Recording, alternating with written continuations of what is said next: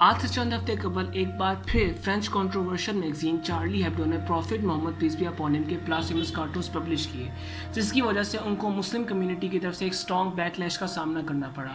اور جب مسلم کمیونٹی نے فرینچ پریزیڈنٹ کو ان کارٹونز کو کنڈیم کرنے کو کہا تو فرینچ پریزیڈنٹ نے ان کو کنڈیم کرنے سے یہ کہتے ہوئے انکار کر دیا کہ فرانس فریڈم آف ایکسپریشن اور فریڈم آف اسپیچ میں بلیو کرتا ہے۔ تو سوال یہ پیدا ہوتا ہے کہ اس فریڈم آف ایکسپریشن ایبسولوٹ اور it's just an excuse to propagate anti religious especially anti Muslim and anti Islamic narrative. میں ہوں دانش اور آپ دیکھ رہے ہیں دانش مندی۔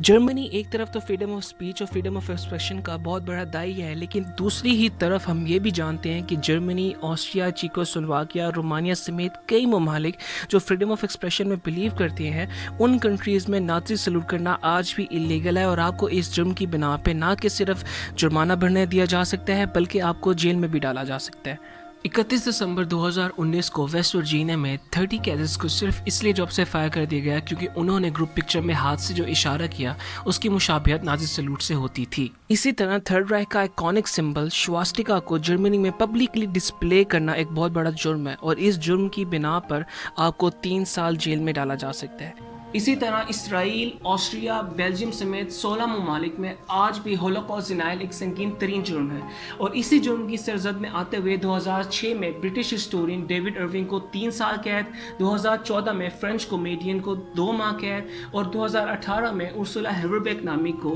2018 میں 14 ماہ قید کی سزا سنائی گئی۔ تو سوال یہ پیدا ہوتا ہے کہ اگر آج بھی کچھ لوگ یہ سمجھتے ہیں کہ ورلڈ وار 2 میں نازی جرمنی اور ہٹلر نے جیوز اور پوری دنیا کے ساتھ جو کچھ کیا وہ بالکل ٹھیک تھا اور ہولوکاسٹ کبھی ہوا ہی نہیں بلکہ یہ صرف ایک جوئش پروپیگنڈا ہے، تو ایسے لوگوں کو اپنی یہ رائے پبلکلی رکھنے پر کیوں لیگل سینکشنز کا سامنا کرنا پڑتا ہے، اور کیوں وہ ان ٹاپکس پر اپنا فریڈم آف ایکسپریشن اور فریڈم آف اسپیچ کا رائٹ ایکسرسائز نہیں کر سکتے؟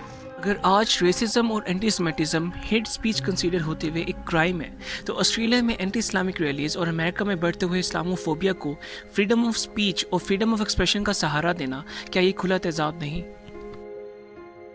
اگر فرینچ پریزیڈنٹ ایمینوئل میکرون کے نزدیک چارلی ہیبڈو کو فریڈم آف ایکسپریشن کے تحت اینٹی اسلامک کارٹونز پبلش کرنے کا رائٹ ہے، تو اسی سیکولر فرانس میں رہنے والی لاکھوں مسلمان خواتینوں کو آج بھی حجاب کی پابندی کا سامنا کیوں کرنا پڑتا ہے، اور کیوں ان کو اس بات کی آزادی نہیں کہ وہ اپنی مذہبی اقدار اور مذہبی احکامات کو ایک آزاد ملک کے آزاد شہری ہوتے ہوئے مکمل آزادی سے ان پر عمل کر سکیں؟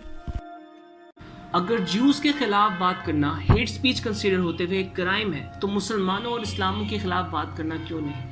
اور ہیٹ سپیچ اور فری سپیچ کے درمیان فرق کون قائم کرے گا؟ کیونکہ ایک طبقے کی فریڈم آف سپیچ دوسرے طبقے کے لیے ہیٹ سپیچ ہے، اور دوسرے طبقے کے لیے فریڈم آف سپیچ پہلے طبقے کے لیے ہیٹ سپیچ ہے۔